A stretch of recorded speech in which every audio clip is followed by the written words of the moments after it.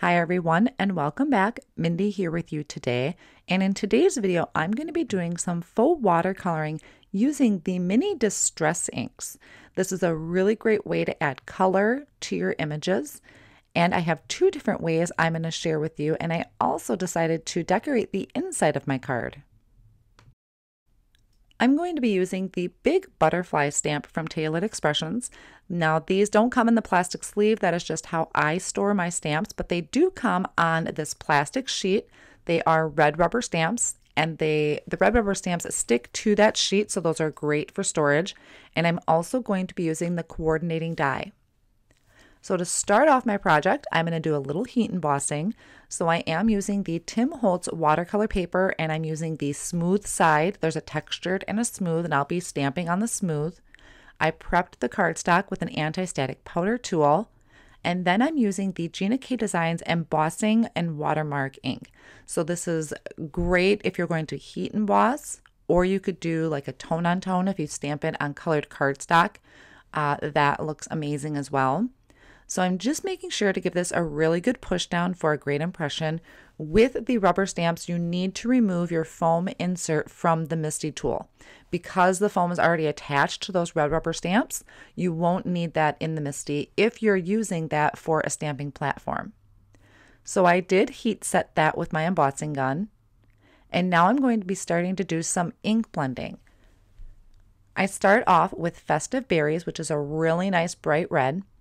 And I'm going to start right in the middle of the butterfly. Now this doesn't have to be perfect. I just want to lay down some color. So I'm just going over that area. The heat embossing is going to resist that ink. And I'm using just a little finger dabber to apply that since these are smaller areas.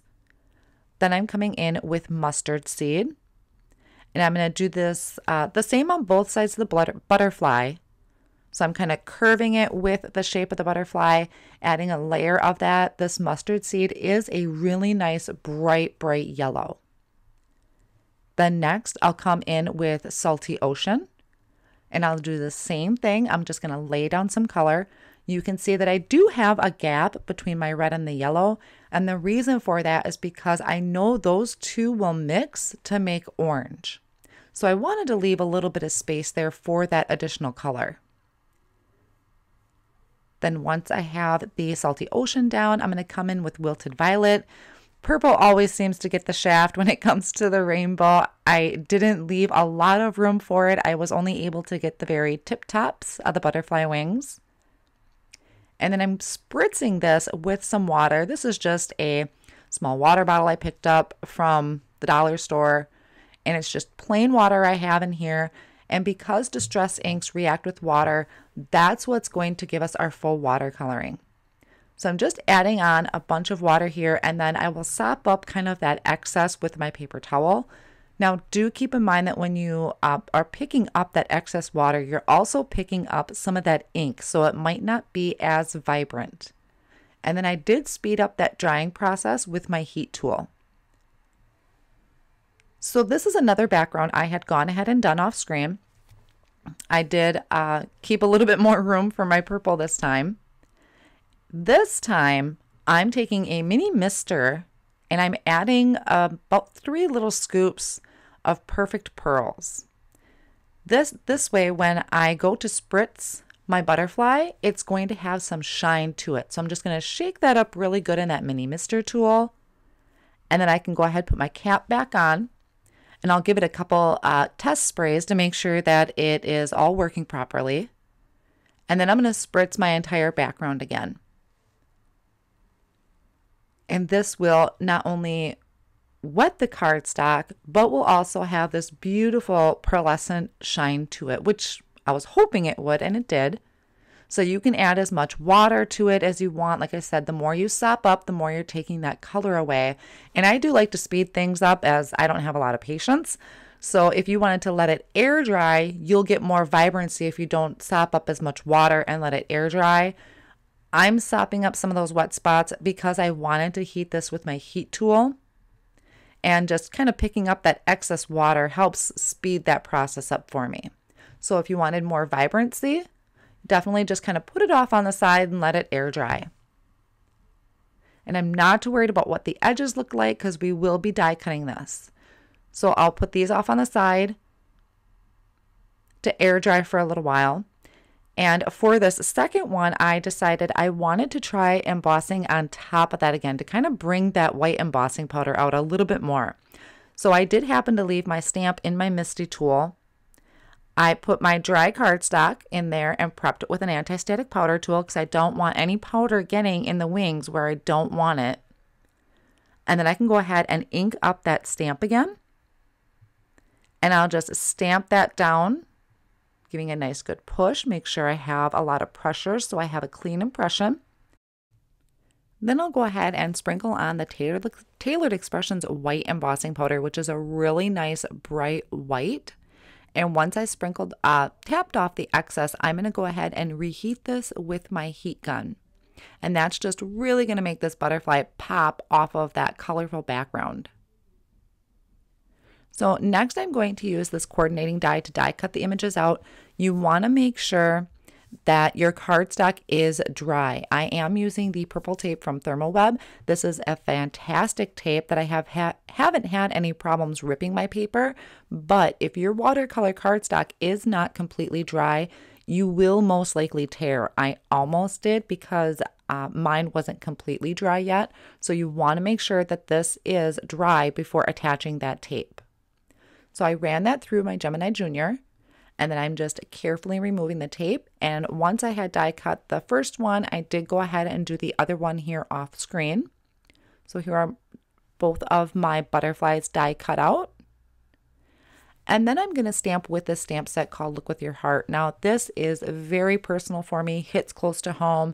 As some may know, my son is autistic. So when I had seen this stamp set from Tailored Expressions, I immediately fell in love with it. It has such beautiful sentiments on here. I'm actually going to use 2 sentiments off of that stamp set.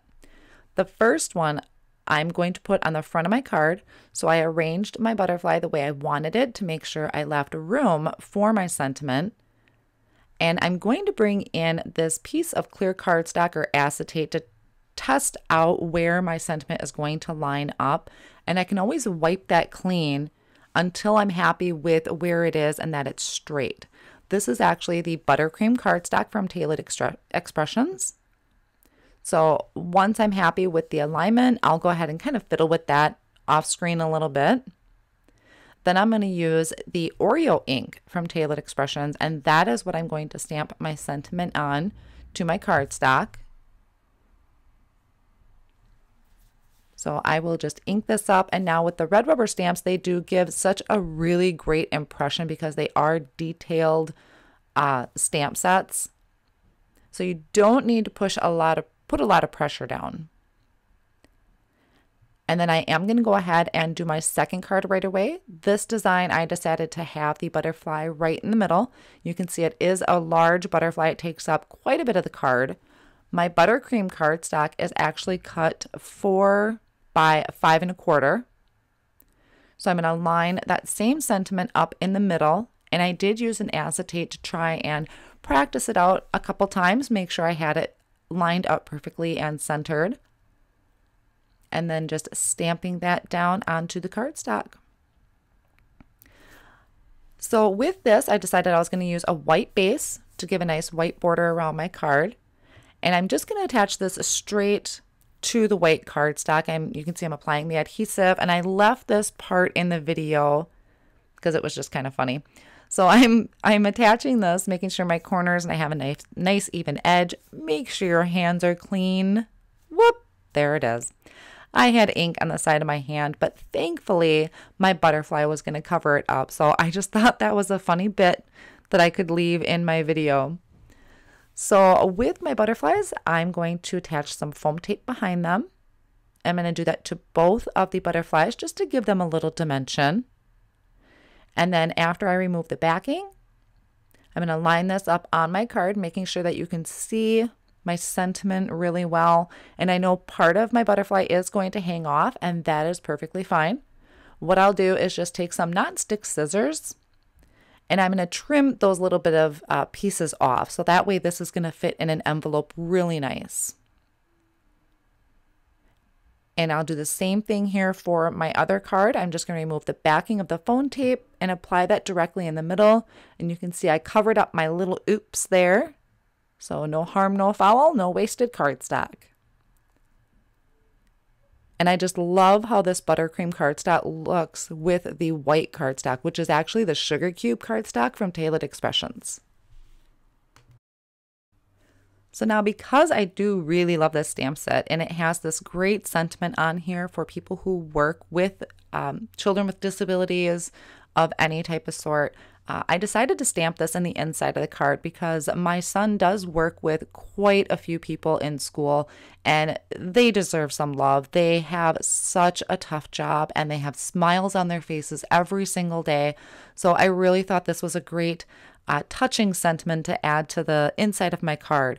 So I did create some card bases here and just adding that to the inside using the MISTI stamping tool. I can stamp both of them at the same time, making sure that the orientation is correct for both of them.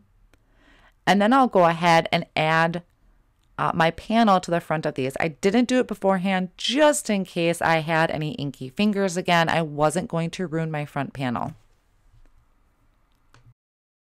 So that will finish up my cards for today. I hope you enjoyed taking a look at these stamp sets and you enjoyed the process and this really neat technique that you can get. And depending on how much water you spray, you can get a really vibrant look or a really soft look. If you did enjoy the video, please give it a big thumbs up and subscribe to my channel if you haven't already done so. I appreciate you stopping by today. Thanks again, and I'll see you next time.